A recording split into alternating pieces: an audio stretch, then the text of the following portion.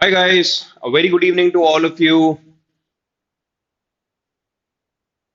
Am I perfectly audible and visible?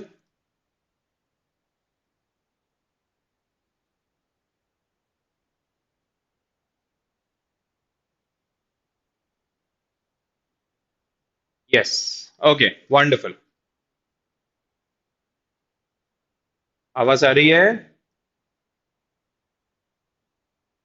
दिखाई दे रहा हूँ, सुनाई दे रहा हूँ?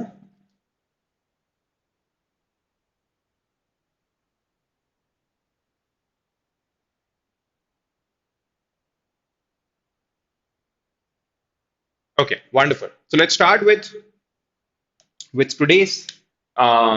today's marathon session, which is on Haryana Judicial Services, the most important question series, which is and आज अपन अपना उसका पहला सेशन करेंगे and there's another session on the most important series, which is going to be on our website, which is toprankers.com, right?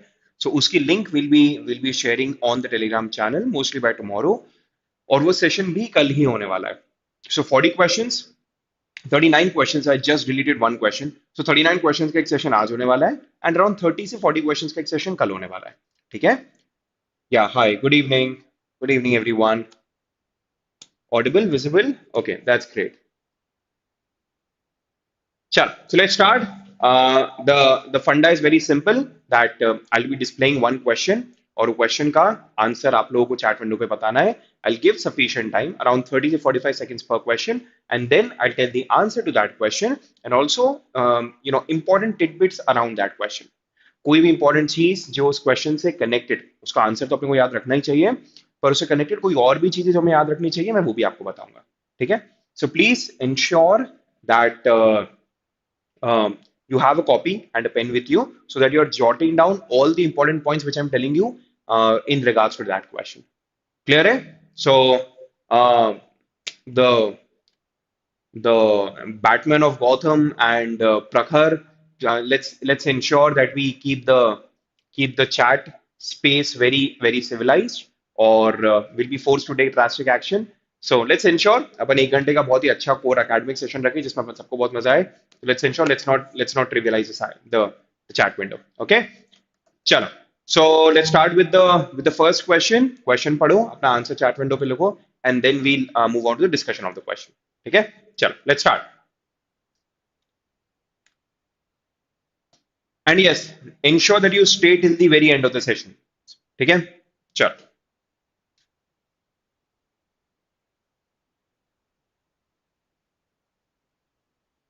Question number one: which among the following is sovereign in India?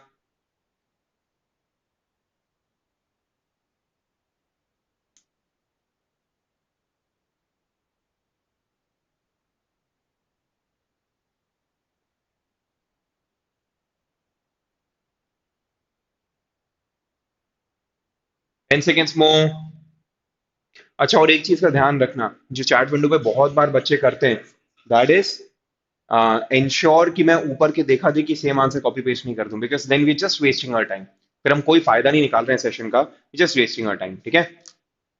चलो, let's start. So the first question: which among the following is the sovereign in India? President of India, Prime Minister of India, Council of Ministers headed by the Prime Minister, and we the people of India. Obviously शुरू के तीनों options भी अपने आप में बहुत strong bodies हैं, but as per the preamble, we the people of India have given to ourselves the Constitution of India. And Dr. B.R. Ambedkar ने बहुत कैटेगोरिकल शब्दों में on 17th October 1949, 17th October 1949 ये कहा था that we the people of India, in the Constitutional Assembly debates it is given that we the people of India, the people of India would be the absolute sovereign in the country.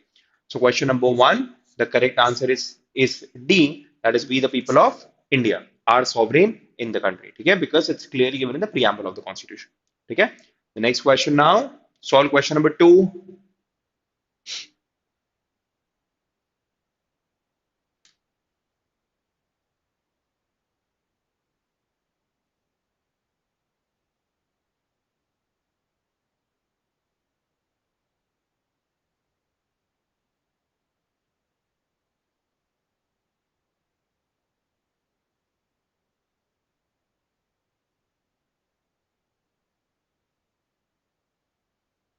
Question number 2, 15 seconds more. Quasi-federal.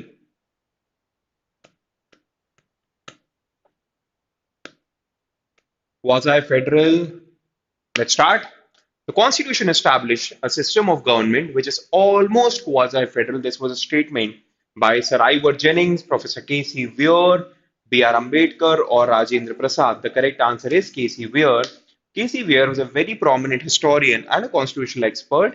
उन्होंने कहा था यार Indian constitution को भले यहाँ की government भले यहाँ के कॉन्स्टिट्यूशन मेकर्स कितना भी फेडरल बुलाएं because of the seventh schedule of the constitution जहां पे 3 लिस्ट दी हैं विच is union state and concurrent list तो आप उसके चक्कर में कितना भी फेडरल बुलाओ but technically your union is a lot more powerful than your states and there are various reasons behind that.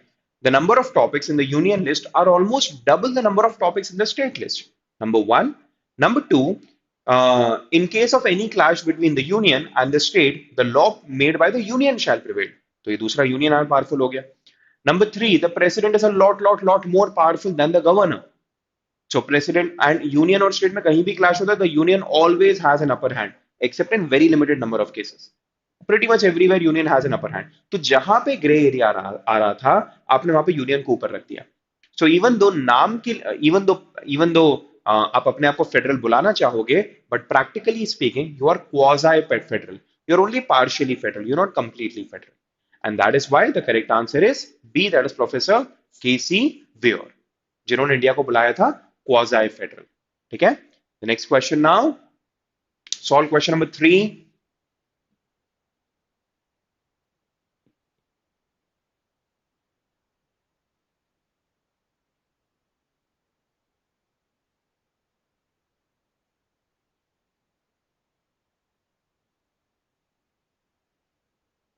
15 seconds.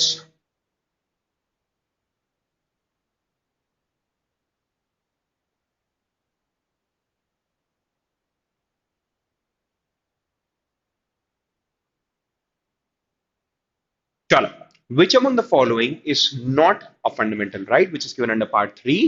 Right to equality, clearly a fundamental right given under Articles 14 to 18. Right to form association or union, clearly a fundamental right given under Article 19(1)(c). Right to strike, not given anywhere. That is why right to strike is the correct answer. It is not a fundamental right.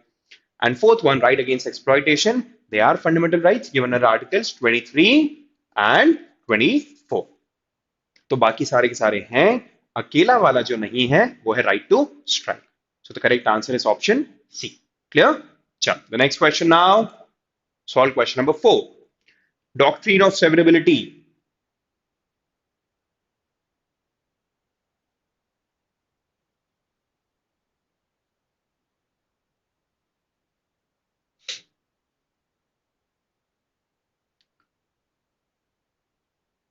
Fifteen seconds, guys. Doctrine of severability.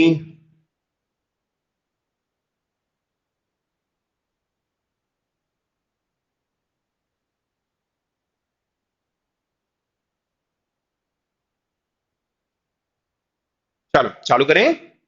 Which among the following cases is related to doctrine of severability? Now, doctrine of severability is a doctrine, one of the few doctrines which are connected to Article 13 of the Constitution.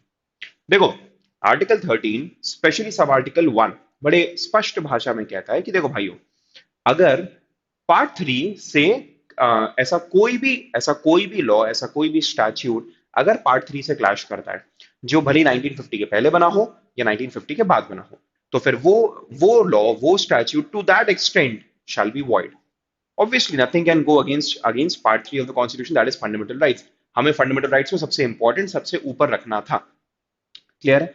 अब इसमें problem ये है कि अगर एक बड़े से statute का अगर एक छोटा सा प्रोविजन अगर फंडामेंटल राइट के अगेंस्ट जा रहा है, तो क्या मैं सिर्फ उस प्रोविजन को हटाऊंगा या मैं पूरे स्टैट्यूट को खत्म कर दूंगा?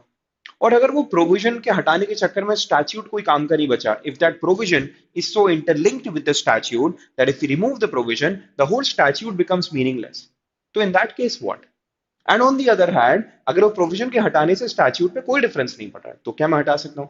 यहां सुप्रीम कोर्ट ने निकाला doctrine of severability, which means अगर हम इतने छोटे से पोर्शन को हटा के, सिर्फ इसको अगर हटा के, अगर बाकी सारा की सारा स्टैच्यूट अगर वैसे ही कंटिन्यू कर सकता है, तो फिर हम सिर्फ उतने पोर्शन को सिवियर कर देंगे। सिवियर करने का मतलब होता है काट के अलग कर देना।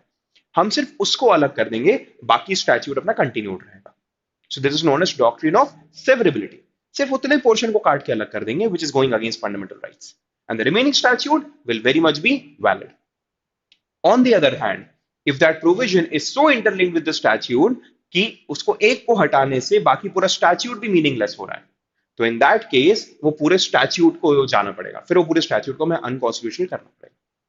Clear? Now this was held in the case of Romesh Thapad versus State of Madras. It's a very famous case. It's a very famous case connected to freedom of speech and expression. जहाँ पे Romesh थापड़ who was a very famous communist writer, उन्होंने उनका एक magazine चलती थी विच जो मना कर दिया था कि हम मद्रास में उसका इंपोर्ट नहीं होने देंगे, because he was extremely critical of the government policies, and it was challenged under Section 91A of Madras Maintenance of Public Order Act 1949. Section 91A of Madras Maintenance of Public Order Act 1949. Supreme court ने क्या करा, उनने देखा कि यार ये section 91A जो है, इतना पोर्शन अनकॉन्स्टिट्यूशनल हो रहा है, बाकी पूरे स्टैच्यूट को अनकॉन्स्टिट्यूशनल करने की जरूरत नहीं है। उन्होंने सिर्फ इतना पोर्शन हटाया, उसको अनकॉन्स्टिट्यूशनल कर दिया, बाकी जो स्टैच्यूट है वो वैलिड रहा। So this is one of the first few cases of the doctrine of severability, and that is why the correct answer is the Romesh Thapad case. Clear hai bacha log? So question number 4, the correct answer is C. Let's move on to the next question now. Another doctrine of eclipse. बताओ कौन सा case है?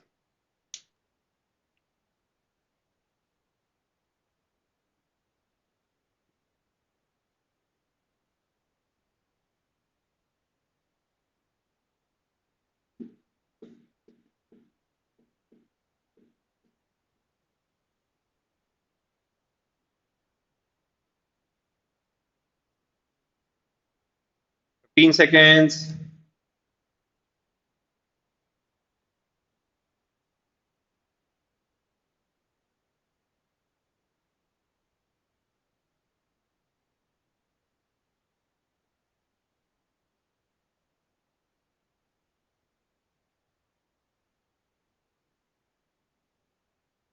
ठीक है, चलो let's see. Which one of the following cases is related to doctrine of eclipse? Now, what's the meaning of eclipse? What is the meaning of eclipse? Eclipse का मतलब कि भाई देखो, ये पूरे, सपोज ये एक स्टैच्यूट के ऊपर, सो this is a statute which is a pre 1950 statute, ठीक है, जब हमारे फंडामेंटल राइट्स नहीं आए थे, जब कॉन्स्टिट्यूशन नहीं आया था, इट्स अ प्री 1950 स्टैच्यूट।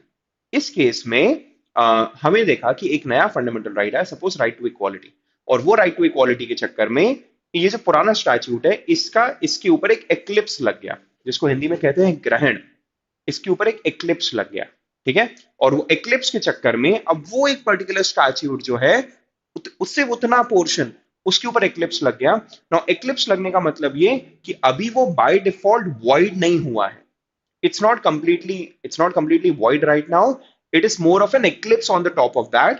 और कभी अगर ऐसा हुआ कि हमने अगर ये फंडामेंटल राइट को ही डिलीट कर दिया, तो ऑटोमेटिकली वो एक्लिप्स भी हट जाएगा, और वो जो पुराना स्टैच्यूट था वो वापस वैलिड हो जाएगा।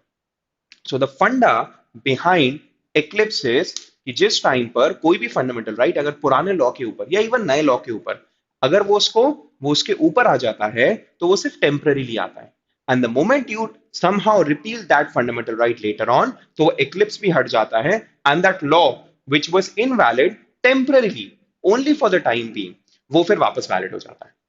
So this is known as doctrine of eclipse, and yes, option A and option B ये दोनों अपनी जगह पे सही हैं, बट अगर दोनों में से एक चूज करना है तो जनरली स्पीकिंग भिकाजी केस में माना जाता है that it was used for the first time. Doctrine of eclipse was used for the first time in the Bikaji case. It was also used in the KMM versus State of Bombay case. It was used for the first time properly in the Bikaji case. So question number 5, the correct answer is option A. And question number 4 and question number 5, doctrine of severability and doctrine of eclipse, both are connected to Article 13 of the Constitution. याद रखना. ठीक है, और उस पर अलग से पढ़ भी लेना एक बार। चल, the next question now, question number 6 solve करो।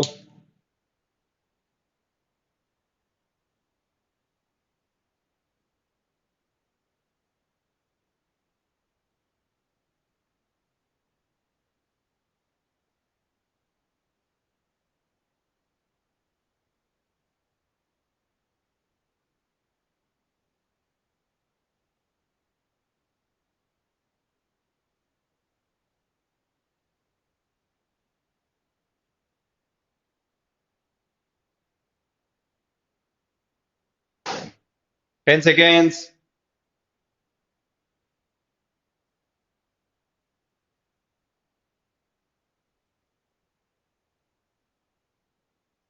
Question number 6, equal protection of loss कहां से आया है? आर्टिकल 14 का, अमेरिकन कॉन्स्टिट्यूशन से। तो ब्रिटिश कॉन्स्टिट्यूशन या ब्रिटिश लॉ से, कॉन्स्टिट्यूशन रिटन नहीं है, बट ब्रिटिश लॉ से क्या आया है? Equality before law. ब्रिटिश से आया है equality before law, and American से आया है equal protection of laws. So question number 6, the correct answer is option B. ठीक है, चलो next question now, question number 7, prevention of sexual harassment at workplace. एहसान नहीं बेटा, चैट विंडो पे आंसर देना है बस। Question number 7, 15 seconds।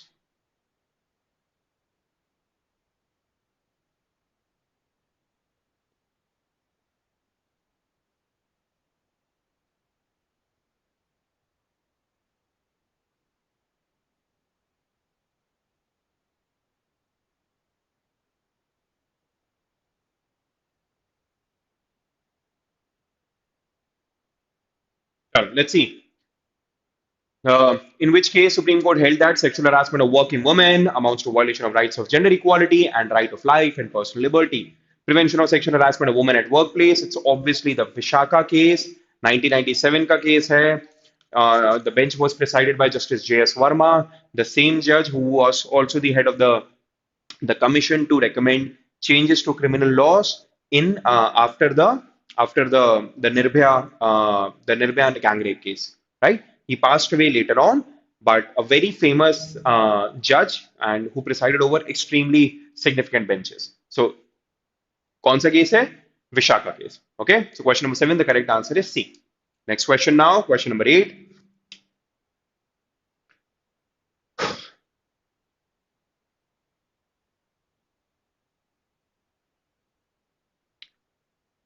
Special provision for social education backward classes कौन से केस से आया था?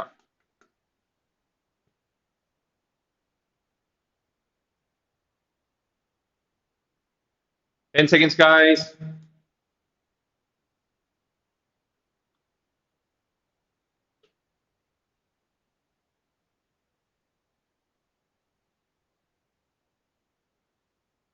Chalo, let's see. So, in which of the following Supreme Court decisions was a special provision for socially educationally backward classes introduced by an amendment to the Constitution of India? तो भाइयों हुआ ये कि 1951 के चंपकम दोराई राजन case में, 50 और 51 आई guess, case में they invalidated reservation to the government jobs जो मद्रास प्रेसिडेंसी ने निकाला था 1937 में। तो मद्रास हाईकोर्ट ने उसको इनवैलिडेट कर दिया था और सुप्रीम कोर्ट ने मद्रास हाईकोर्ट के जजमेंट को अपहोल्ड कर दिया। और जिस रीजन से पर गवर्नमेंट को तो रिजर्वेशन निकालना था, सो गवर्नमेंट ने क्या करा, 1951 में फर्स्ट अमेंडमेंट 1951 लेके आए, जिससे उन्होंने एक आर्टिकल ऐड करा which was article 15 sub article 4 of the constitution, और उससे they introduce reservation for socially educationally backward classes, excluding those under article 29 sub article 2 of the constitution. Clear? तो रिजर्वेशन का जो जेनेसिस है वो इंडिया में चंपकम दोराई राजन case से आया था, क्योंकि उस केस ने इनवैलिडेट करा रिजर्वेशन को, तो गवर्नमेंट को लगा कि अब हमें कॉन्स्टिट्यूशन को अमेंड करके कॉन्स्टिट्यूशन का पार्ट ही बनाना पड़ेगा। So they did it under article 15 sub article 4 of the constitution. Clear? So the correct answer, question number 8, the correct answer is C. ठीक है, next question now, we'll have quite a few questions on cases today because they're extremely important, right?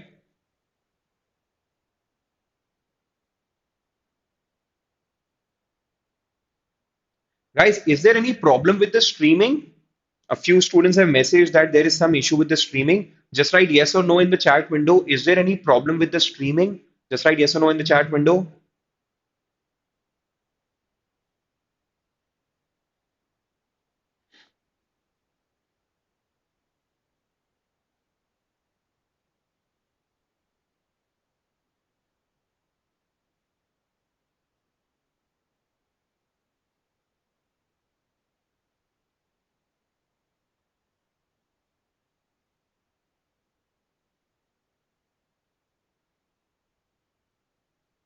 Okay, a few students are saying that it's lagging. I'll just check.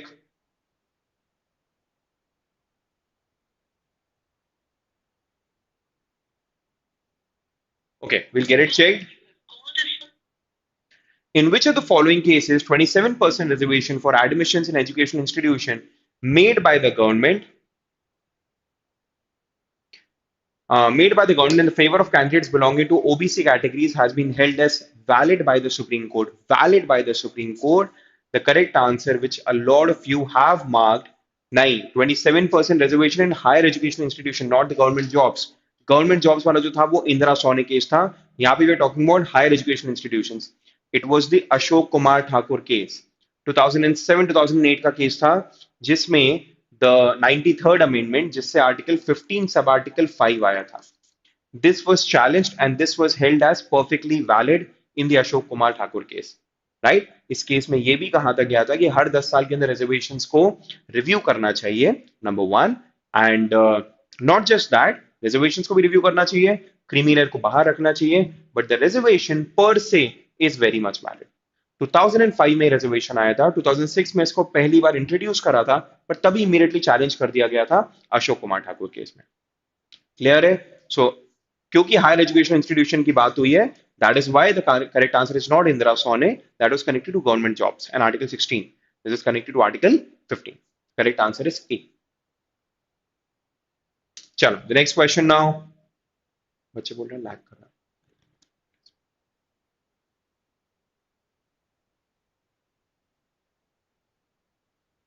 Question number 10.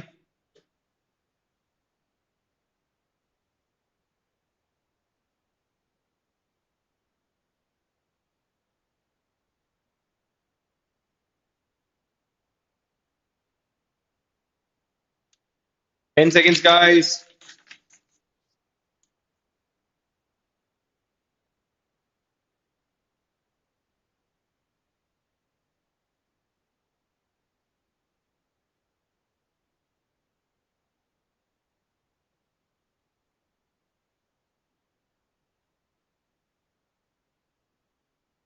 चलो let's C. The catch-up rule, the catch-up rule established by the Supreme Court of India relates to which of the following article of the Constitution? अभी catch-up rule क्या है? Catch-up rule is essentially हुआ क्या कि जिस time पे government ने reservation introduce करे इन गवर्नमेंट जॉब्स, तो what happened was, so let's say there are two people. One is a general category candidate, and second is a scheduled caste or scheduled tribe candidate or an OBC candidate, right? So what happened was, ये पहले आया था government service में, ये बाद में आया था, बट बिकॉज ऑफ रिजर्वेशन अब ये इसका सीनियर बन गया, जबकि जब इसका जब बी का प्रमोशन हुआ तो वो पहले हो गया और ए का प्रमोशन बाद में हुआ, जिस रीजन से now B became the senior of A even though initially A was a senior of B. Now this was an anomaly which the Supreme Court wanted to resolve, right? कि जो मेरा junior है वो अब मेरा senior बन गया जब मैं ऊपर वाली पोस्ट पे गया था. तो सुप्रीम कोर्ट ने कैचअप रूल निकाला in the case of Ajit Singh versus state of Punjab. और सुप्रीम कोर्ट ने कहा कि in this case now what will happen is, जब ए भी प्रमोट होगा तो A will regain his seniority. A will regain his seniority मतलब जब आप तो भले ही ए टेम्पररी जूनियर रहेगा, बट ए जब आप ए का भी प्रमोशन हो जाएगा, सो A will again become the senior of B. Clear है? So this is known as catch-up rule. This is connected to Article 16(4)(a) of the Constitution. And please don't forget the name of the case. कौन से case में catch-up rule आया था? Ajit Singh versus state of Punjab. Clear है? Case का नाम मत भूलना. Question number 10. चलो, the next question now. Solve करो question number 11.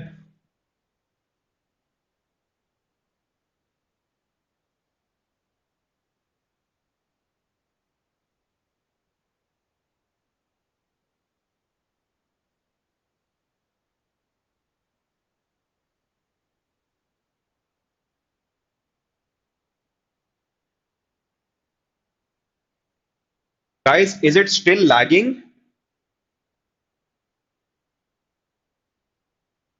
A few students are saying that the video is still lagging.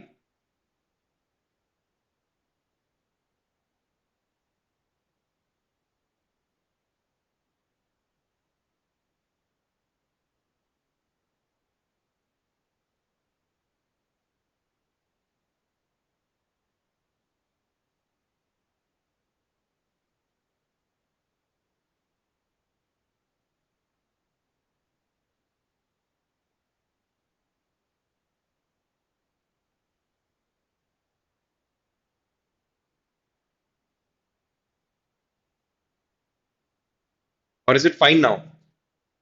Just write in the chat window, please.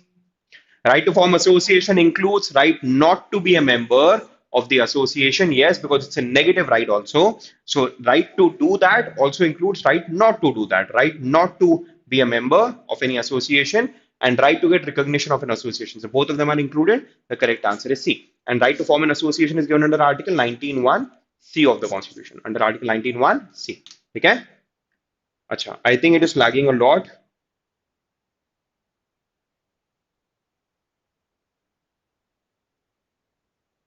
अरे कुछ लोग कह रहे हैं ठीक है, कुछ लोग कह रहे हैं लैग कर रहा है. फाइनल बताओ, लैग कर रहा है कि नहीं कर रहा है, क्या लगता है? चलो मीनवाइल अगले क्वेश्चन पे जाते हैं. क्वेश्चन नंबर 12 सॉल्व करो. 12वां क्वेश्चन.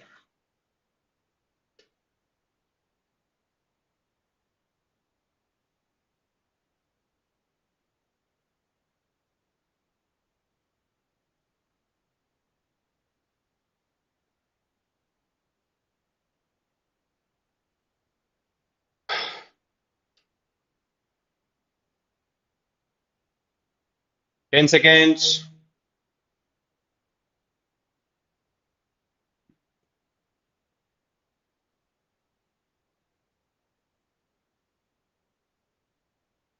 थोड़ा सा कर रहा है. अब आज the tech team to look into it. They checking. चलो. Proper respect is shown to national anthem by standing up when the national anthem is sung. It will not be right to say that disrespect is by joining in, not joining singing. It has been held in. This was in the case of Bijoy Emmanuel versus State of Kerala. Bijoy Emmanuel case. Now, ये क्या था? Bijoy Emmanuel was actually the follower and his kids. They were a follower of a sect by the name Jehovah's Witness. Jehovah's Witness sect नाम से एक sect था जिसके वो witness नहीं जिसके वो फॉलोअर थे. 1986 में व्हाट हैपेंड वाज उनके बच्चों को स्कूल से निकाल दिया था क्योंकि नेशनल एंथम के टाइम पे उन्होंने गाने से मना कर दिया था. बिकॉज उनके उनके सेक्ट में ये था कि हम जिनको फॉलो करते हैं उसके अलावा हम किसी और को फॉलो नहीं कर सकते हैं. सो नेशनल एंथम को गाने से मना कर दिया था. इस पे उन्होंने चैलेंज करा that this is violative of article 19(1) A of the constitution, article 25 of the constitution and multiple other provisions. जहां पे सुप्रीम कोर्ट ने ये वाला जजमेंट पास किया था. सो you cannot be forced to still to sing national anthem. You should just be respecting the national anthem. You should not disrespect it, and not singing it is not the same as disrespecting. So ये Bijoy Emmanuel case में decide हुआ था. I think Bijoy Emmanuel passed away last year itself. Just like Keshwanand Bharti. Both the very prominent petitioners passed away last year itself. So the correct answer is option A. ठीक है? चलो अगला सवाल. Question number 13. Mark your answer in the chat window.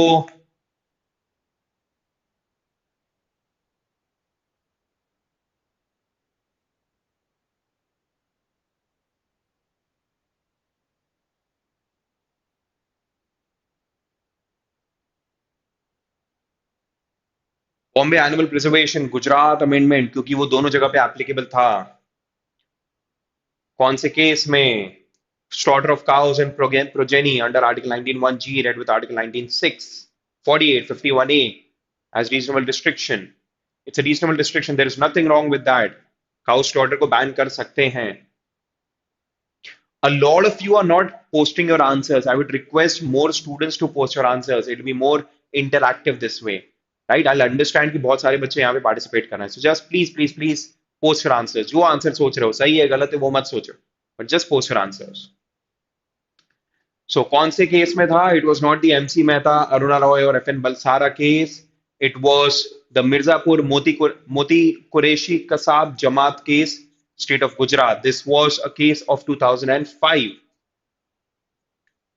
2005 का case है जहां पे the reasonable restrictions, the prohibition of cow slaughter के ऊपर जो लॉज है उनको रीजनेबल रिस्ट्रिक्शंस के अंदर रखा गया था, right? And it was held valid under article 196 reasonable restriction, article 48 which talks about prohibition of cow slaughter, and 51A which talks about fundamental duties.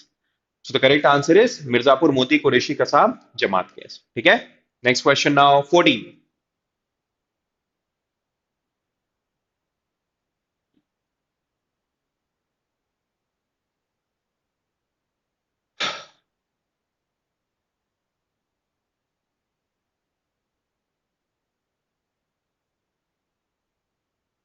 Which of the following is correct? Incorrect नहीं, बहुत बार लोग correct incorrect में confuse हो जाते हैं.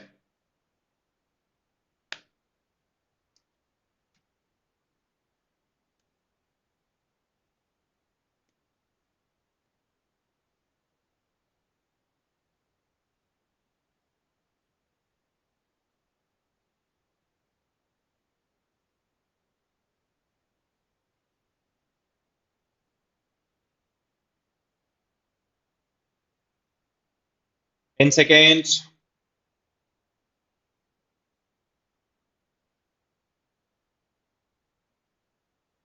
Chalo, let's see. Which of the following is correct? Article 20 is available only to citizen. Galat. It's available to all persons. Galat ho gaya. B. A suspect does not come within the ambit of an offence as used under Article 20 sub Article 3. No, a suspect does come, does not come कहना गलत है. A suspect does come within the ambit of an offence under article. तो suspect भी आता है और accused भी आता है. Article 20 sub Article 3 guarantees a right pertaining to a person accused of an offence. Yes, Article 20 sub Article 3 बिल्कुल guarantee करता है एक person जिसको accuse करा गया है. So the correct answer is option C. Question number 14, the correct answer is C. Clear? Next question now, 15. Autrefoy acquit. Autrefoy acquit principle is connected to what? Mark karo, quick.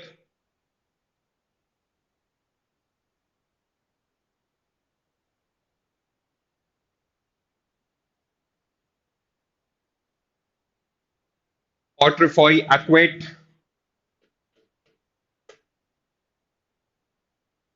Question number 15.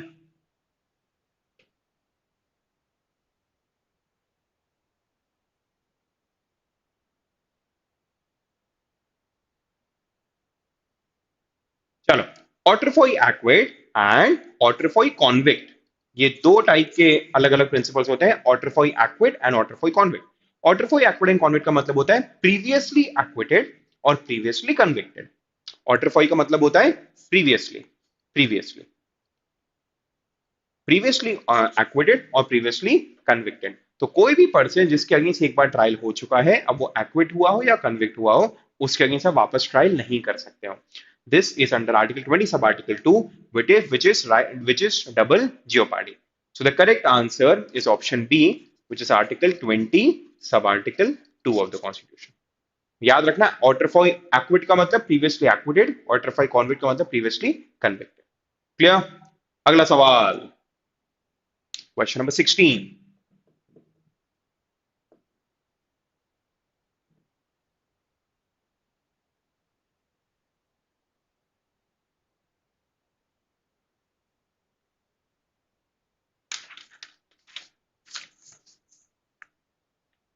10 seconds.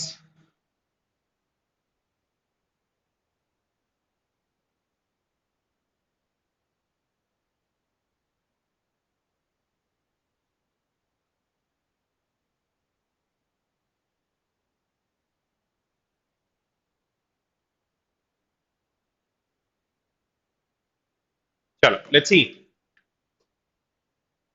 The Supreme Court of India, in which case held that forceful narco-analysis tests conducted on the accused is violative of Article 20, Sub-Article 3 and Article 21, it was a Selvi case.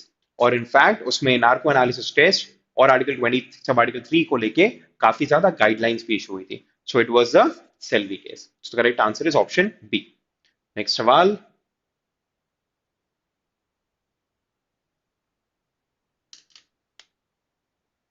Question number 17.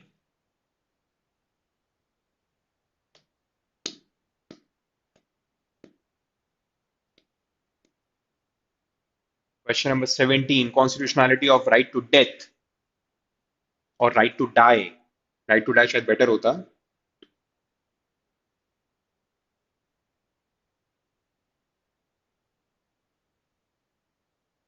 दो cases थे, 2 सालों में back to back आए थे, and they were connected to each other, connected as in they were on the same issue.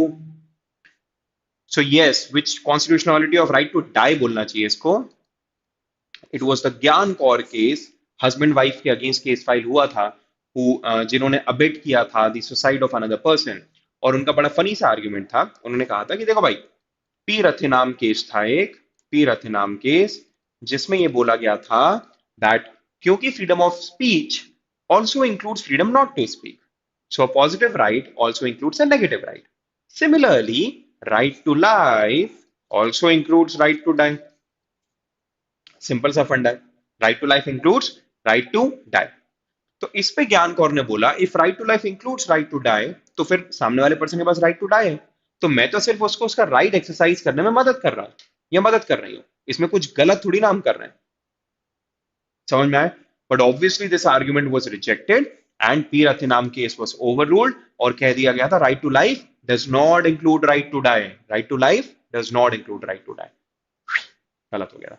So correct answer is the ज्ञान Kaur case. ठीक है. The next one now. Question number 18. Solve करो.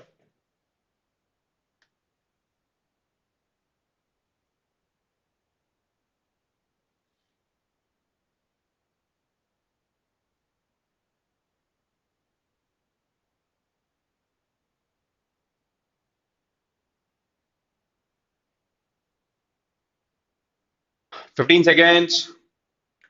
Procedure established by law should be a just, fair and a reasonable procedure. कौन से case में कहा था?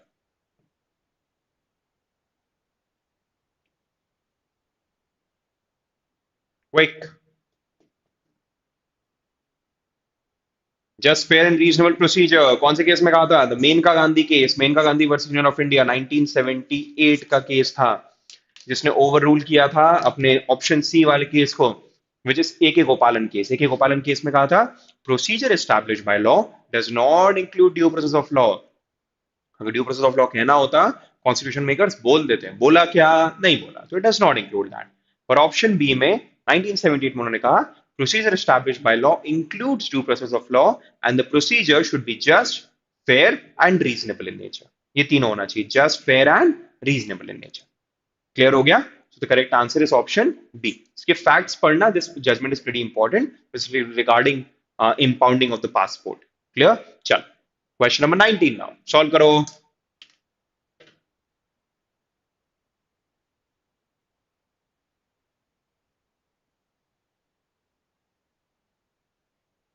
वैसे ब्रॉडली ये क्वेश्चन अपन कर चुके हैं, बट जल्दी से देख लेते हैं.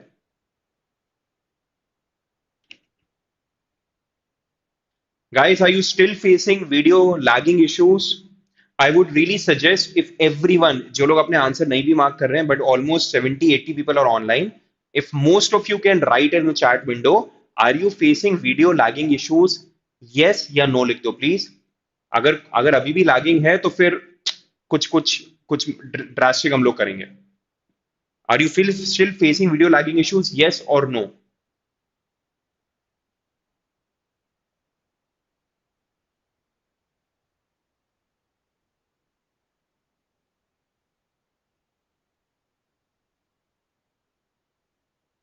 स्ट्रांगली सजेस्ट जितने लोग एक्टिव हैं देख रहे हैं प्लीज लिख दो यस या नो में से कोई भी एक चीज जो तुम लोग प्रॉब्लम फेस कर रहे हो. So not covered by article 21, right to health, education, safe drinking water, supreme court ने सब कवर कर दिया है. The only right which is not covered is right to strike. Therefore the correct answer is option D. ठीक है, I think everyone is facing it. Just give me a second.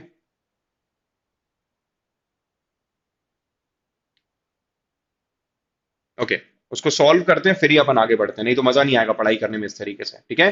So just bear with me 2 minutes, I आज the tech team to कम।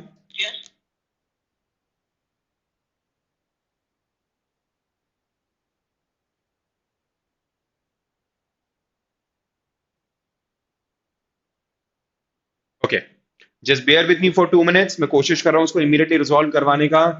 तब तक चाहो तो IPL का score देख के आ जाओ, या कुछ 2 मिनट का टाइम पास कर लो। Just 2 minutes, I get it sorted.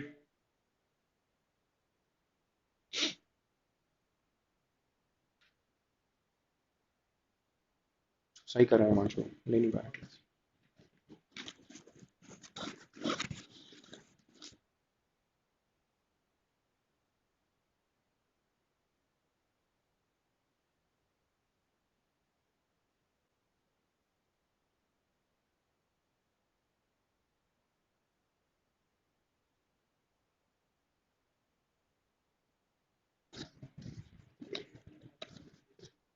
बच्चों को क्या बोलो, सेम वीडियो पे होगा या अलग लिंक पे हो? Okay, guys, we'll just be back in 5 minutes. We're trying to restart the system. There's some issue somewhere. We'll be back in 5 minutes, and we'll also post a link on Telegram. Okay? That we've restarted. We'll be back in maximum 5 minutes. Okay? Chalo. Thank you so much, guys. Please don't go anywhere. At least half of the session is still left. 5 minute के अंदर अपन लोग वापस मिलते हैं। चलो, thank you.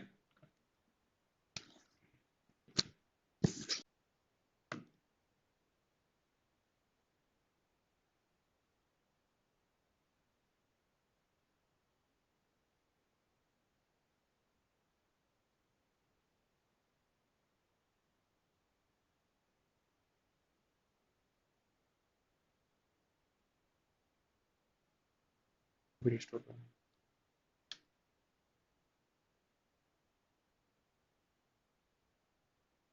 हो गया क्या?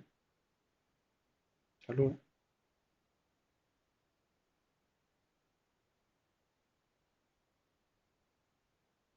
Guys, yes. चलो, we are back now, and hopefully there won't be any issues now. Hopefully. चलो, आगे बढ़ते हैं। Question number 20. Let's move on to the next question now. Question number 19. The correct answer is D. That is right to strike. अगला सवाल, passive euthanasia. Quick. Question number 20. Passive euthanasia. कौन सा case?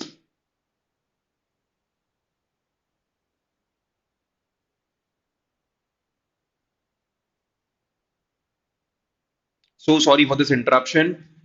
अभी हुआ ये है कि we have changed our studios, जहां से हम रेगुलरली लेते थे वहां से नहीं ले रहे हैं बिकॉज ऑफ कोविड। हमने घर के आसपास स्टूडियोज बना दिए, तो कुछ कुछ चीजें हैं जो थोड़ा सा इम्प्रोवाइजेशन पे चल रहा है, कि कुछ नए नए इश्यूज आ रहे हैं जो आज तक कभी भी नहीं आए थे।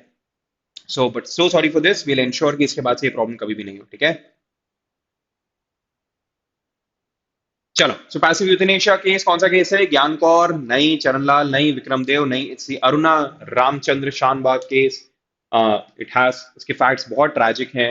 1973 के around Aruna Shanbaug was raped, and in a hospital in Mumbai, which is the King Edward Memorial Hospital.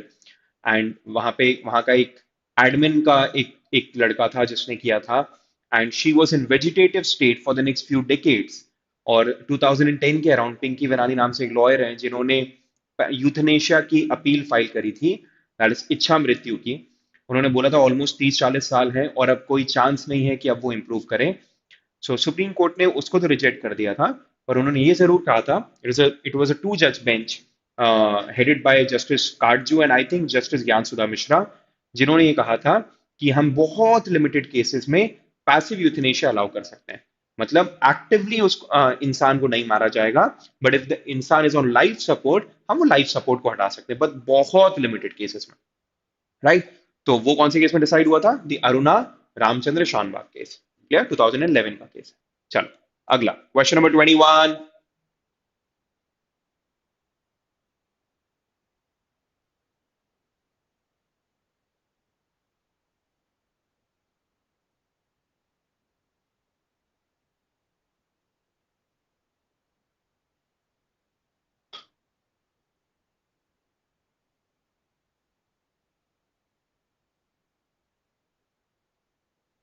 Question number 21 solve करो।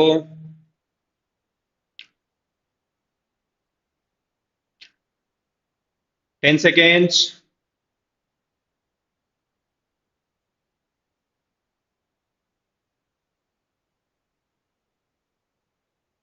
चलो, question number 21। In which of the following cases Constitution Bench of Supreme Court held that whenever a person complains and claims that there is a violation of any provision of law or of a constitutional provision, it does not automatically involve breach of fundamental right for the enforcement of which Article 32 of the Constitution is attracted। मतलब क्या? पूरे constitution में अगर कोई भी provision अगर follow नहीं होता है, इसका मतलब ये नहीं है कि आपका फंडामेंटल राइट इन्फ्रिंज हो गया है और आप हमारे पास आर्टिकल 32 के अंडर आ जाओ। ये था अपना Ramdas Athawale versus union of India case. Go corona, corona go corona, corona go, last year का याद होगा, द सेम पर्सन। इन्होंने कहा था कि अंडर आर्टिकल 87, अंडर आर्टिकल 87 जब भी कोई नया सेशन चालू होता है तो प्रेसिडेंट को president has to start summon the first session of the parliament, जो 2003 2004 के अराउंड के एक सेशन में उन्होंने नहीं किया था। ये मामला फाइनली सुप्रीम कोर्ट पहुंचा अंडर आर्टिकल 32। सुप्रीम कोर्ट ने बोला ये क्या मजाक चल रहा है, आर्टिकल 87 अगर फॉलो नहीं हुआ, that's a different petition, you can not invoke a writ petition in this case because no fundamental right has been infringed. यहाँ पे बहुत स्ट्रिक्टली उन्होंने मना किया था रामदास अठवाले केस में। इस केस में आप आर्टिकल 32 के अंडर अप्रोच नहीं कर सकते। Clear? So the correct answer is option ए। ठीक है, अगला सवाल क्वेश्चन नंबर 22 सॉल्व करो।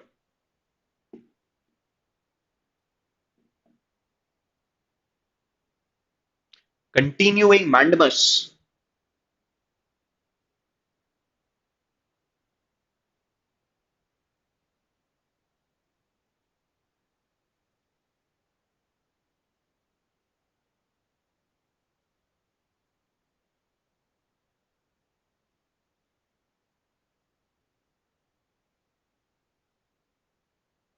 कंटिन्यूइंग मैंडमस क्विक, कौन सा केस था? Let's see. मैंडमस का मतलब क्या होता है? Mandamus means we command, we command, right. और कंटिन्यूइंग मैंडमस का मतलब हम तुम्हें बार बार कमांड कर रहे हैं। तो ये हुआ था Vineet Narayan versus union of India. Vineet Narayan is a very very respected journalist since the last few decades, और उन्होंने सीबीआई को इंस्ट्रक्शंस देने को बोले थे एक स्कैम के ऊपर प्रॉपरली इन्वेस्टिगेट करने के लिए। सुप्रीम कोर्ट ने कहा था हम तुम्हें सिर्फ एक बार इंस्ट्रक्शन नहीं दे रहे हैं, सीबीआई को बोला था हमें वीकली रिपोर्ट चाहिए। So weekly report as in we want repeated and weekly update on these. So this was a continuing mandamus. Mandamus मतलब सिर्फ एक बार कमांड दे देना, continuing mandamus मतलब repeatedly वो कमांड देना in repeated intervals. So continuing mandamus कौन से case में यूज हुआ था? The Vineet Narayan versus union of India case. Clear? So question number 22, the correct answer is C। अगला सवाल question number 23। Yes, it was a Vineet Narayan case बेटा। ठीक है, चल।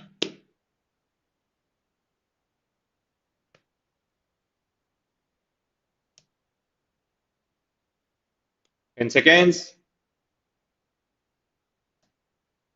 को वारंटो किसके अगेंस्ट होता है?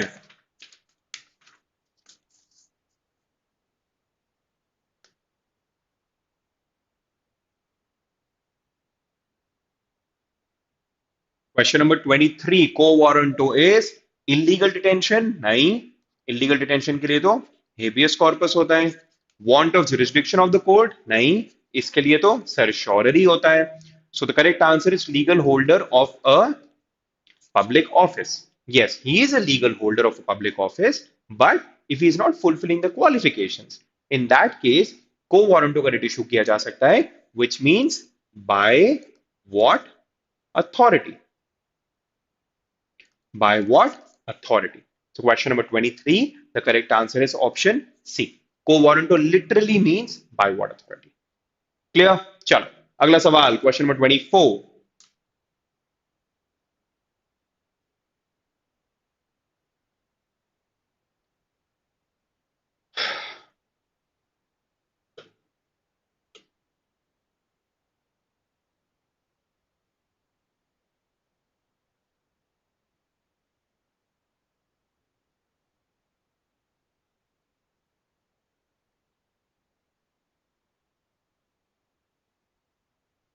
क्वेश्चन नंबर 24, क्यूरेटिव पिटीशन कौन से केस में था?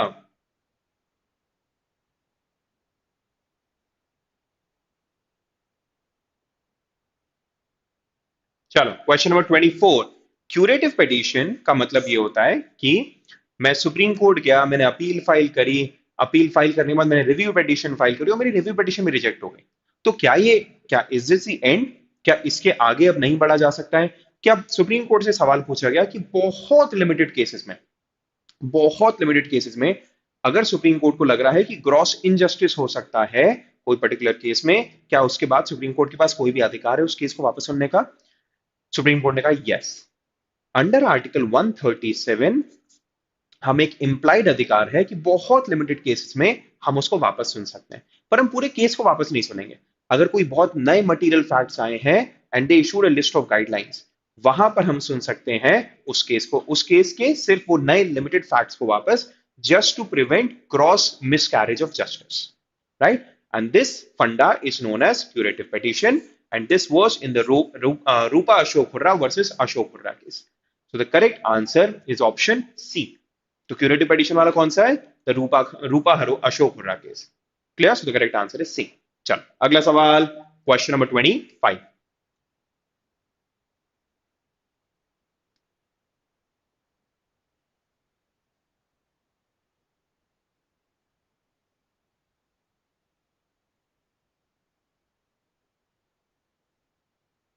सरशोररी,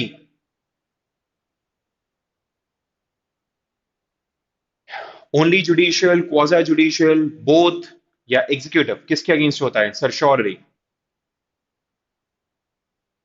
Guys, hope you're liking the session. So sorry for this बीच में छोटा सा lag. If you're liking the session, just press like.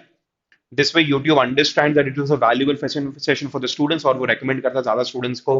So if you're liking the session, do press the like button and subscribe to the Judiciary Gold channel. We are coming out with extremely useful and beneficial videos for you guys pretty much every day. We had a rapid revision series for MP, and we'll soon be coming up for one for Haryana also. So do subscribe to the channel. चलो आगे, सरशोररी, again it's under article 32 के under जो Ritz दी है उसमें सरशोररी है। बाकी Ritz कौन सी है? Habeas corpus, mandamus, certiorari, prohibition and quo warranto. 32 के अंडर भी है, 226 के अंडर भी है। 226 is high court, 32 is supreme court. Certiorari किसके अगेंस्ट होता है? It is for judicial and quasi judicial functions both. So judicial भी एंड क्वाजाई जुडिशियल भी। क्वाजाई जुडिशियल मतलब जो बहुत बार ट्रिब्यूनल्स क्या होता है, so they don't have 100% judicial functions, but they have quasi judicial functions, right? और certiorari की writ, which means to be certified, वो दोनों के अगेंस्ट इशू हो सकती है। ठीक है? This is normally issued when a lower court has issued an order which is even without jurisdiction, number one, or it has issued an order without application of mind. There is some serious issues with the order जिसको supreme court वापस certify करने को बोलता है। So the correct answer therefore is option A. Judicial quasi judicial दोनों में होता है। क्लियर? चल अगला सवाल 26,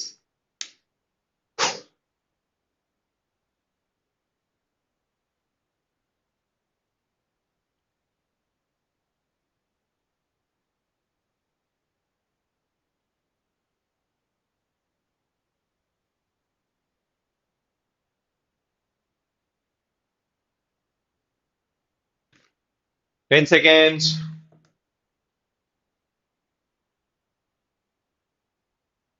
Sushil, we don't have any plans as such, but ठीक है, I'll take your suggestion into consideration. अगर ऐसा कुछ होता है, we'll surely come up with one. हम definitely एक ऐसा सेशन लेके आएंगे बेटा।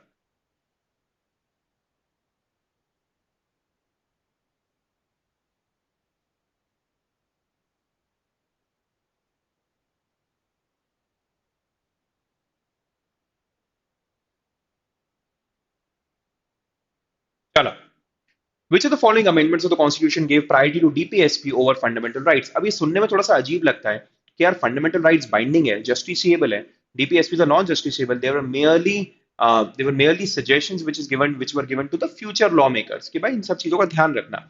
तो इन दैट केस अब डीपीएसपी को फंडामेंटल राइट्स के ऊपर कैसे रख सकते हैं? But yes, by 42nd amendment एक आर्टिकल लेके आए थे, article 31C of the constitution. और आर्टिकल 31C के अंडर उन्होंने कहा था कि देखो, अगर हम कोई भी लॉ लेके आते हैं, कोई भी लॉ लेके आते हैं जो हम डीपीएसपी को कारगर करने के लिए लेके आ रहे हैं, डीपीएसपी के ऊपर कोई लॉ बना रहे हैं, और अगर वो लॉ क्लैश करता है फंडामेंटल राइट से, तो फंडामेंटल राइट्स और उस लॉ के क्लैश में हमेशा फंडामेंटल राइट्स हारेगा और वो लॉ जीत जाएगा. So any law which we bring into force, which is essentially for DPSP to, to fructify DPSP, and if it is going against fundamental rights, that law will win. 1980 के case में, 1980, the very famous case of Minerva Mills versus union of India, उन्होंने 42nd amendment के इस provision को invalidate कर दिया था. उन्होंने कहा था नहीं, ये हम अलाउ नहीं करेंगे. So therefore again fundamental rights को डीपीएसपी के ऊपर रख दिया गया था. तो 42nd अमेंडमेंट से डीपीएसपी एफआर के ऊपर, बट मिनेर्वा मिल्स केस में वापस एफआर डीपीएसपी के ऊपर. Clear? So the correct answer is option B of the constitution, sorry option B of this question, which is 42nd amendment. ठीक है, चलो अगला सवाल.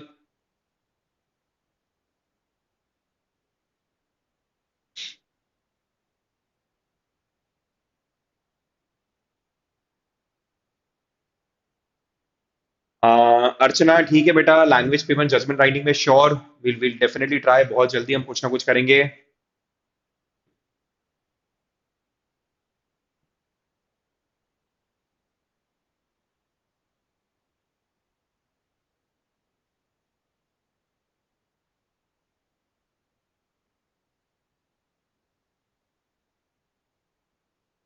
Animal husbandry.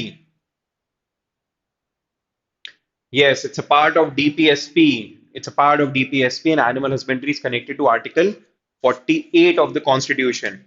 कौन सा आर्टिकल है? आर्टिकल 48. और जहां पे प्रोहिबिशन ऑफ काउ स्लॉटर, इसीलिए भी याद रखना क्योंकि otherwise prohibition of cow slaughter में भी इंपॉर्टेंट है. प्रोहिबिशन ऑफ काउ स्लॉटर का भी कौन सा आर्टिकल बोलता है? Article 48. So question number 27, the correct answer is option C. ठीक है, चलो अगला सवाल. Question number 28.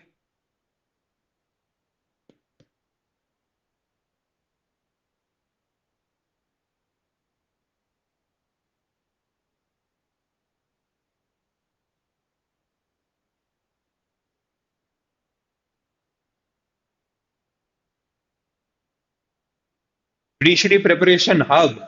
बेटा अभी नहीं कह सकते कुछ भी. we'll have to just wait and watch, and because of the covid the situation is getting even worse, so let's see. National flag case, I am pretty sure सुना होगा. नवीन जिंदल साहब ने 1993-94 के अराउंड अपने फैक्ट्री में नेशनल फ्लैग को hoist करने की कोशिश करी थी, जिसपे वहां के कमिश्नर ने ऑब्जेक्ट कर दिया था. उन्होंने कहा था कि देखो भाई, एक है फ्लैग कोड ऑफ इंडिया, और फ्लैग कोड ऑफ इंडिया के तहत नेशनल फ्लैग प्राइवेट पर्सन जो है वो बहुत लिमिटेड कुछ कुछ जगह पर ही हॉइस्ट कर सकते हैं, हर जगह पे नहीं, और कुछ लिमिटेड टाइम पे. आप रोज करना चाहते हो वो हम अलाउ नहीं करेंगे. नवीन जिंदल साहब इस चीज को सुप्रीम कोर्ट लेके चले गए. उन्होंने कहा ये हमारा फंडामेंटल राइट होना चाहिए नेशनल फ्लैग हॉइस्ट करना. So ultimately supreme court agreed, and early 2000s, and इन्होंने कह दिया national flag can be flied by every citizen with respect and dignity. Yes, so the correct answer is B, that's union of India versus Naveen Jindal. ठीक है, चलो the next question now, question number 29.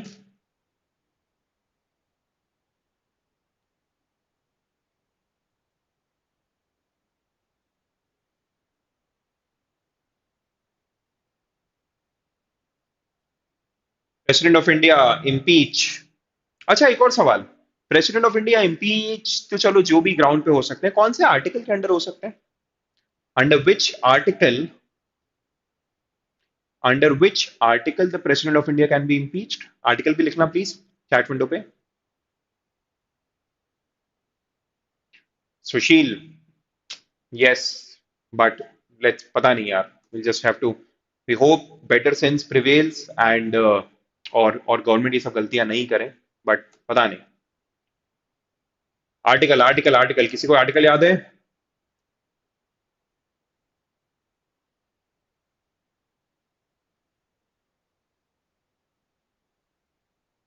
Yes, it's only violation of the constitution क्योंकि incapacity and proven misbehaviour ये जो होता है ये supreme court जज का होता है, ये होता है सुप्रीम कोर्ट जज का। And president of India can be impeached on violation of the constitution, exactly under article 61 of the constitution. कौन सा आर्टिकल? आर्टिकल 61। क्लियर? चलो क्वेश्चन नंबर 30 सॉल्व करो।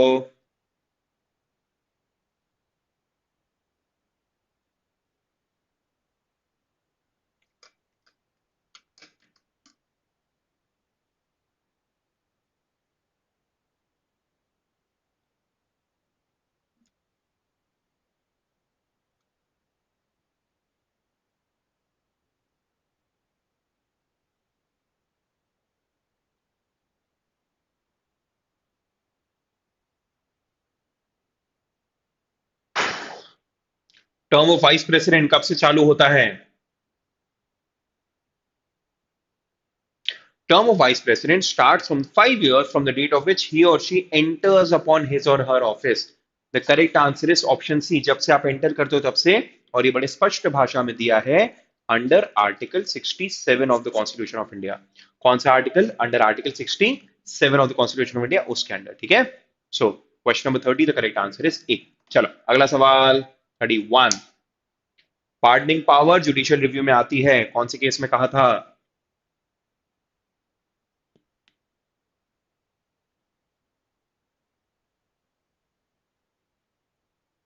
Karthik, beta, once the dates are announced, the exact dates, we'll definitely be launching a rapid revision series of Haryana. Do stay tuned for that.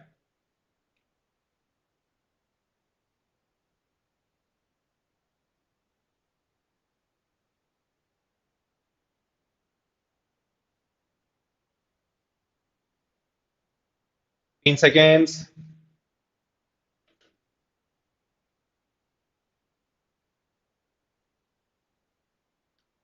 pardoning power is subject to judicial review.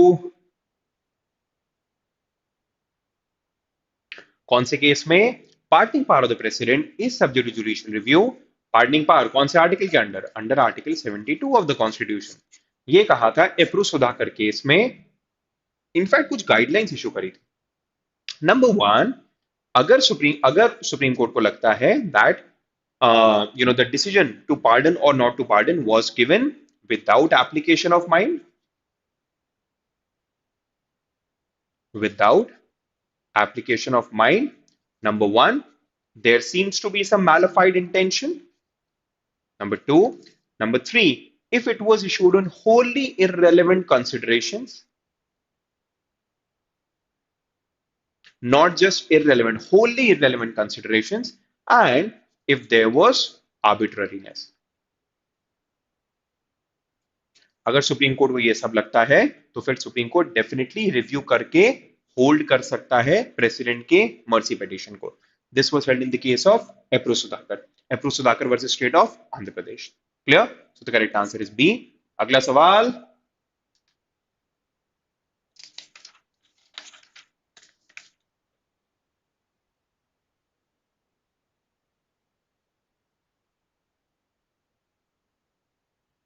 बहुत simple है, जल्दी से wrap up करेंगे, 5 second, जल्दी, quick quick quick quick.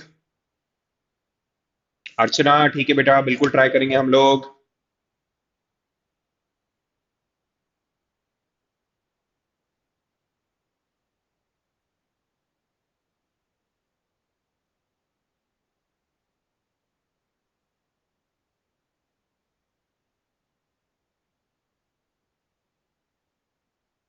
Council of ministers कौन appoint करता है? President appoint करते हैं on the advice of, obviously on the advice of prime minister. कौन से आर्टिकल के अंडर? Under article 75। पोस्ट कौन सा आर्टिकल में दिया है? आर्टिकल 74। अपॉइंटमेंट कौन सा आर्टिकल में दिया है? आर्टिकल 75। ठीक है, भूलना मत। Correct answer is president. अगला सवाल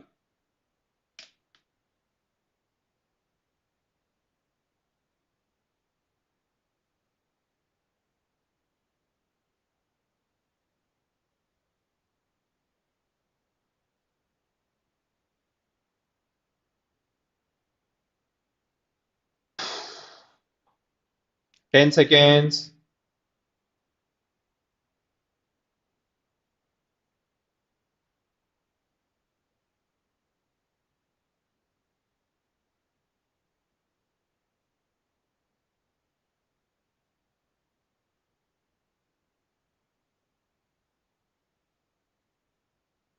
let's see. An ordinance promulgated by the president, president ordinance promulgate कर तो सकता है, बट कौन से आर्टिकल के अंडर? अंडर आर्टिकल, बहुत सिंपल सा है, आर्टिकल 1, 2, 3 ऑफ द कॉन्स्टिट्यूशन। अच्छा, तो गवर्नर भी प्रोमलगेट कर सकता है, कौन से आर्टिकल के under? Under article 2, 1, 3 of the constitution. 1, 2, 3, 2, 1, 3 बोलना मत, ठीक है। हैज एन इंडेफिनिट लाइफ, नहीं, ऑर्डिनेंस तो एक टेम्पररी लॉ होता है। Is workable only if Lok Sabha is dissolved, नहीं, वो तो बाय डिफॉल्ट वर्केबल है। Must be laid before the parliament when it reassembles, yes, and it has to be passed by the parliament within 6 weeks of reassembly. It has to be passed by the parliament within 6 weeks of reassembly. So the correct and perfect answer is option C. 6 हफ्ते reassembly के अंदर उनको पास करना पड़ेगा। C. Question number 33, the correct answer is C. अगला सवाल, quorum.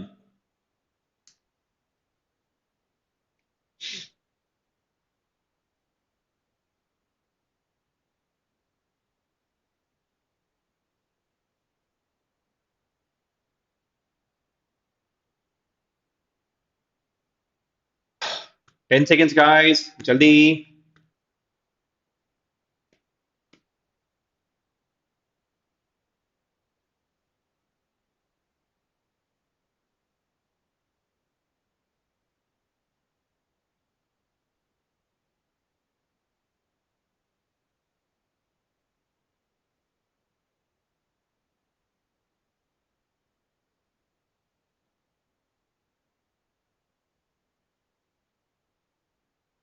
चलो let's see. The quorum, what is the meaning of quorum? Quorum का मतलब होता है minimum strength, minimum strength which must be available to make the proceedings valid. ठीक है, उतनी स्ट्रेंथ नहीं हुई तो हम उस दिन के लोकसभा की, राज्यसभा की, विधानसभा की, विधान परिषद की प्रोसीडिंग्स को वैलिड नहीं मानेंगे। कोरम कितना होता है? 1/10 of the total members. The correct answer is A, which is 1/10 of total members. कौन से आर्टिकल में दिया है? It's given under article 100 of the constitution. कौन से आर्टिकल में दिया है? Under article 100 of the constitution of India. Question number 34, the correct answer is ए। ठीक है, चलो अगला सवाल।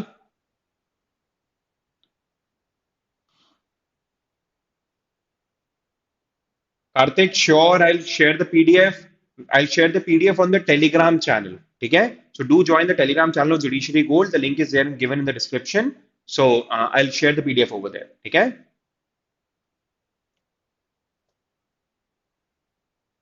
10 seconds guys।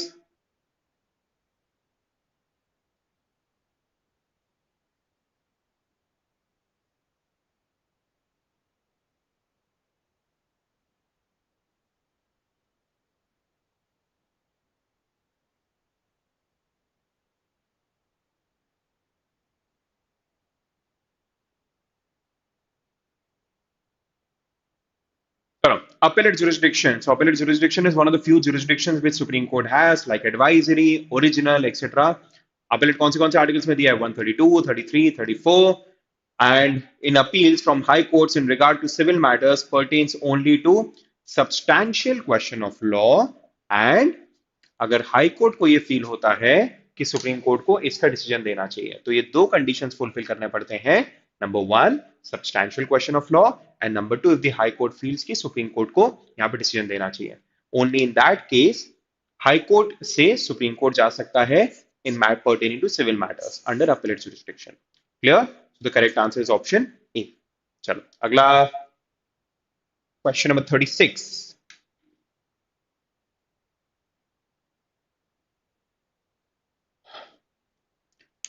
अंडर आर्टिकल 136, जिसको हम बोलते हैं special leave petition, extra ordinary cases में भी, कोई भी केस में कभी भी अगर सुप्रीम कोर्ट को लगा कि यहाँ पे गड़बड़ हो रहा है, वो लोअर कोर्ट को मना करेगा, अब ये कोर्ट, अब इस केस को हम सुनेंगे, क्योंकि हमें लग रहा है लोअर कोर्ट में यहाँ पे इनजस्टिस हो सकता है, यहाँ पे मिस कैरेज ऑफ जस्टिस हो सकता है।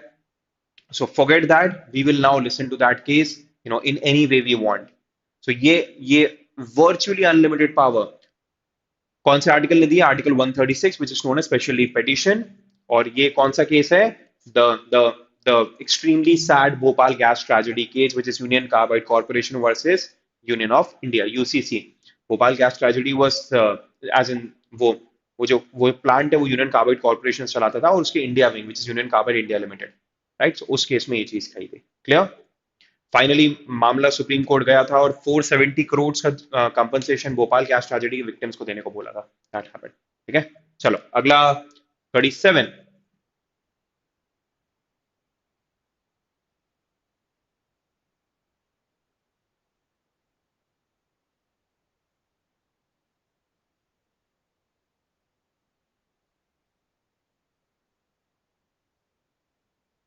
Question number 37।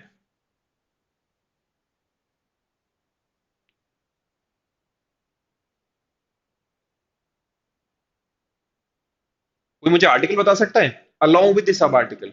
Along with the sub article कोई आर्टिकल बता सकता है कि कौन से केस में, सॉरी, कहाँ पे लिखा हुआ है कि प्रेसिडेंट इमरजेंसी डिक्लेयर करेगा? किससे पूछ के? क्या खुद से या प्राइम मिनिस्टर से? खुशबू बेटा अभी तो बहुत कम क्वेश्चंस बचे हैं, बट ठीक है, आगे के उसमें मैं बिल्कुल ध्यान रखूंगा। मैं जहां जहां ईयर लिख सकता हूं मैं बिल्कुल लिखूंगा। Anyone? No one has written the chat window till now. कौन से आर्टिकल के under? The president can declare emergency not on his own, but on the written advice of the prime minister and his cabinet, which obviously comes from the council of ministers. This is given under article 352 sub article 3 of the constitution. भूलना मत। कौन सा article है?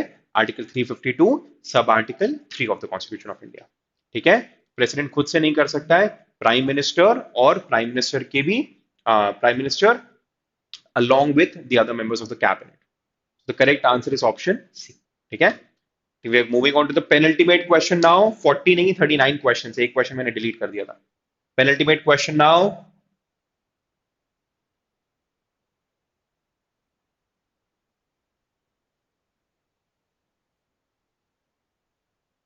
The proclamation of emergency is an operation. The state government.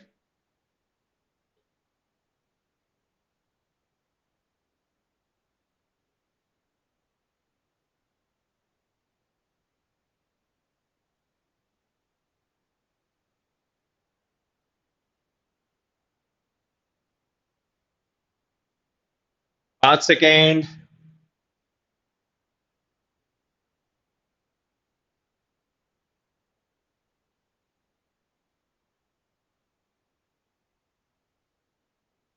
चलो, when the proclamation of emergency is an operation, the state government cannot legislate, because जब emergency होती है तो ऐसा बोलते हैं legislative assembly is in suspended animation, which means कि वो लेजिस्लेट नहीं कर सकता है।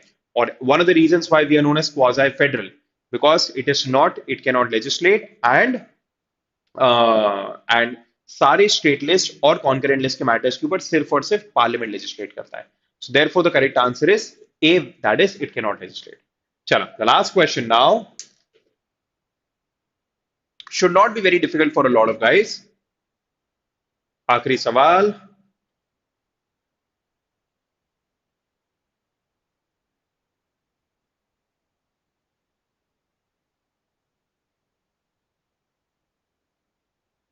Batman of Gotham, thank you so much बेटा। मैं हमेशा वो, आई डोंट नो क्या बोलते हैं, ब्लैक केप पहन के मैं हमेशा गॉथम सिटी की रक्षा करने की कोशिश करूंगा, just just like the dark night.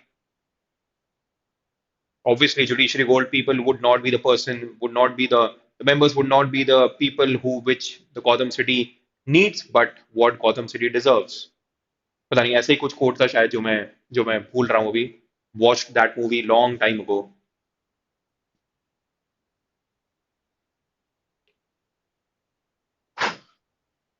Question number 39. Article 368, Article 31B, read with Schedule 9 of the Constitution of India. कौन सा केस? 2007 का केस था। जस्टिस वाई के सबरवाल की बेंच थी, 9 जज की बेंच थी, जिन्होंने कहा था कि भाइयों एक चीज सुनो, 9th शेड्यूल जो है वो जो बनाया था, ये बनाया था 1951 में फर्स्ट अमेंडमेंट से। क्यों बनाया था? कुछ लिमिटेड टाइप ऑफ लॉज थे जो जुडिशरी भी अग्री कर रहा था कि they might violate fundamental right. हम एक काम करते हैं, उनको 9th शेड्यूल के अंदर रखते हैं, उसको पैक कर देते हैं, और पैक जब कर देंगे तो now judiciary can not review it, and the judiciary was also fine with that. Problem क्या हुआ? बाद में राइट टू प्रॉपर्टी जिसके चक्कर में ये पूरा बनाया गया था, वो उसको हटा दिया 1978 में, and right to property became a legal right instead of a fundamental right. Ninth schedule का काम खत्म हो गया, बट नाइन्थ शेड्यूल का मिसयूज चालू हो गया। और जो शुरू में बिल्कुल हैंडफुल ऑफ लॉज के लिए बना था, बाद में जाके नाइन्थ शेड्यूल में 284 लॉज हो गए। तो जुडिशरी ने कहा बहुत हो गया, now we can review the laws even which are given in the ninth schedule. पहले we could not review the laws, but now we can review the laws on the touchstone of the basic structure of the constitution after Kesavananda Bharati. तो अगर कोई भी ऐसा law है जो basic structure को violet कर रहा है, तो भले ही वो नाइन्थ शेड्यूल के अंदर है, पर हम उसको अनकॉन्स्टिट्यूशनल कह सकते हैं। तो बस जब से सुप्रीम पार्लियामेंट को पता चला, उन्होंने नाइन्थ शेड्यूल के अंदर लॉज डालना ही बंद कर दिया। ऐसा हुआ। So yes, the correct answer 2007 का जजमेंट है, the correct answer is option A. So I R Coelho versus versus state of Tamil Nadu. ठीक है, चलो चलो and the session guys. Tomorrow we have another session on top rankers platform. Do join the judiciary gold telegram channel, वहां पर उसकी link मिल जाएगी। कल वो सेशन है, जितने बच्चे आज आए थे उतने या उससे ज्यादा बच्चे कल आए, तो बहुत अच्छा सेशन रहेगा। Do come for that, and if you like this session, do press the like button and subscribe to Judiciary Gold channel. रोज बहुत बहुत बहुत ज्यादा काम की वीडियोस हम लोग लेके आ रहे हैं। ठीक है, so thank you so much, take care, bye bye. And ठीक है, थंडर गेमिंग विल विल अभी नहीं, बट हम इन सब चीजों के ऊपर भी बहुत जल्दी सेशंस लेके आएंगे। ठीक है, so thank you so much guys, take care of yourself, bye bye, good night. ख्याल रखो अपना, ख्याल रखो अपनी फैमिली का, ख्याल रखो अपने अराउंड सबका, अननेसेसरी बाहर मत निकलो, हाथ धोते रहो, मास्क पहनते रहो। आजकल डबल मास्किंग भी आ गया है, जिसको सजेस्ट करें डबल मास्किंग बहुत ज्यादा यूजफुल है, and it's a lot more safe as compare to the single masking also. Please do that also. Everything which the health experts are asking you to do, उसको करो। WhatsApp और Telegram के जो random forward आ रहे हैं उनको मत मानो, जो भी वेरीफाइड इन्फॉर्मेशन है बिल्कुल उसको मानो। और मोर इंपॉर्टेंटली अपन सबका प्लीज अपना अपना और अपनी फैमिली का ध्यान रखो। क्लियर? चलो, so I end the session now. Yes, PDF mostly कल तक पक्का शेयर हो जाएगा जुडिशरी गोल्ड के टेलीग्राम चैनल। ठीक है, चलो, thank you so much guys, take care, bye bye and good night.